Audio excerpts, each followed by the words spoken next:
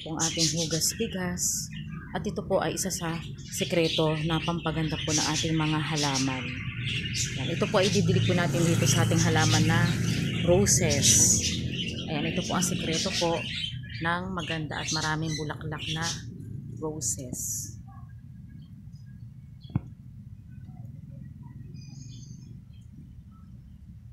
Dito po ang pinaghugasan ng bigas. Maganda po itong organic na fertilizer, natural fertilizer po sa ating mga halaman, lalo na po sa mga namumulaklak po na halaman, kagaya po nitong roses.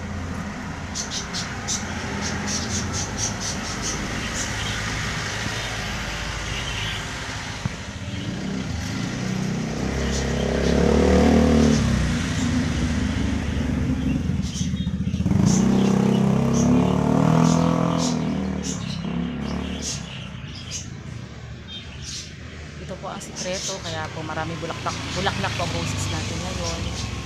Ang dinidilig po natin dito ay hugas bigas.